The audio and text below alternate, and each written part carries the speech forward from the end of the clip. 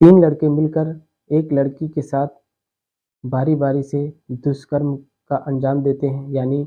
बारी-बारी से बलात्कार करते हैं और बलात्कार करने के बाद लड़की को उसी के घर में जो है अर्धनग्न की अवस्था में जब लड़की मृतक हो जाती है तो उसको छोड़कर वहाँ से फरार हो जाते हैं। नमस्कार दोस्तों, यह सच्चा वाक़या जो मैं आपके सामने पेश करने जा रहा हूँ, यह रायबरेली जिला डलमऊ ब्लॉक में एक गाँव पड़ता है नरेंद्रपुर। ये उसी गाँव का दोस्तों वाक़या है। यहाँ पर एक लड़की होती है जो अपनी बूढ़ी दादी माँ के साथ घर पर अकेली रहा करती थी और उसके जो भाई होते हैं वह बाहर भट्ठे पर जो है कार्य कर रहे होते हैं, यानी काम के लिए बाहर भट्ठे पे चले जाते हैं और लड़की अपनी बूढ़ी दादी माँ के साथ घर पे रहा करती थी। दोस्तों, एक दिन लड़की का फ़ोन अचानक खराब हो जाता है और जब फ़ोन खराब हो जाता है तो एक अभिषेक नाम का लड़का होता है, जिसको लड़की जो है अपने घर पर बुलाती है, जिसका आवागमन शायद सोशल मीडिया की जानकारी के अनुसार पहले भी आना-जाना लगा था और लड़की उस लड़के को बुलाकर अपना जो है उसका फ़ोन खराब हो गया था, तो फ़ोन सुधरवाने के लिए उस लड़के से बोलती है कि मेरा फ़ोन तुम सही करा दो बाहर दुकानदार से, दुकान में मतलब बाहर जाकर। लड़का जो है फ़ोन ले लेता है और बाहर जाता है और दुकान से जब सही करा कर आता है, तो वह बाहर अपने 3 दोस्तों के साथ शाम को उस लड़की से जो उसके घर पर आते हैं,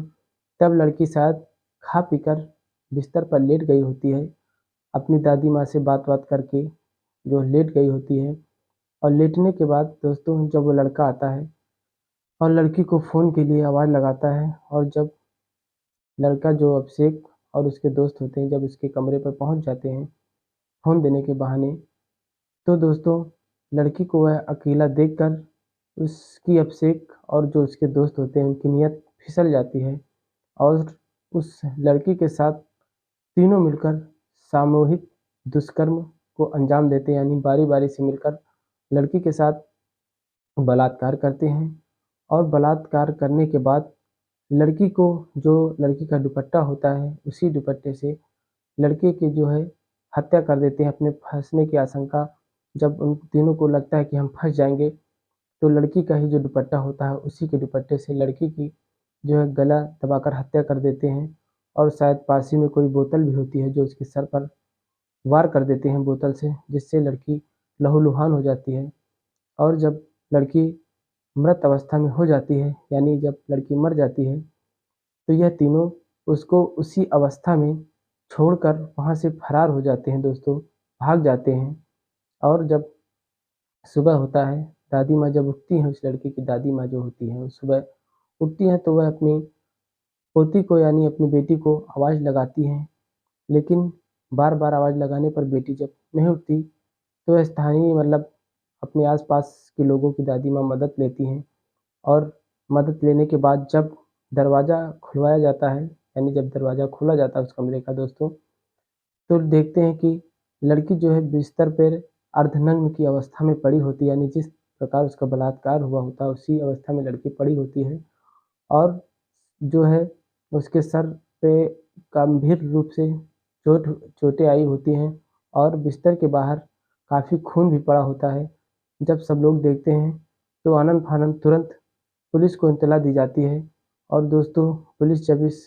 खबर को सुनती है, तो मौके पर वह तत्काल पहुँचती है और पहुँचने के बाद जो है बॉडी को यानी जो मृतक अवस्था में लड़की होती है, उसको पोस्टमार्टम के लिए भिजवाती है और पोस्टमार्टम भिजवाने के पास अपनी फॉरेंसिक टीम के साथ जाँच करती है। जाँच करने के बाद काफ़ी तथ्यों को इकट्ठा कर कर दोस्तों उन तीनों लड़कों को जो है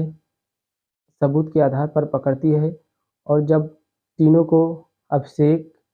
और जो इसके अन्य 2 साथी होते हैं दोस्तों, उनको जो पकड़ती है और कड़ाई से उनके साथ जब पूछताछ करती है पुलिस, तो वह जो है सच्चाई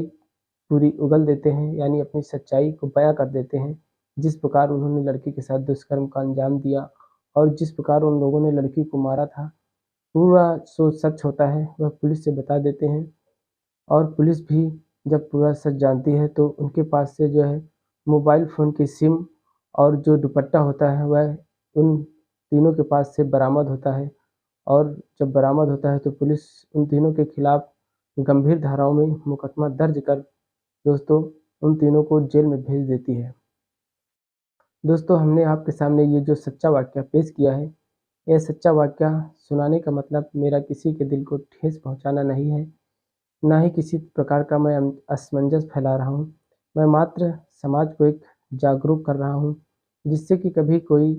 घर में किसी की बहन-बेटी अकेले हो, तो किसी के आज का जो समाज का दौर चल रहा है, किसी के ऊपर भरोसा करने लायक नहीं है। तो जहाँ भी रहें सचेत रहें, सावधान रहें।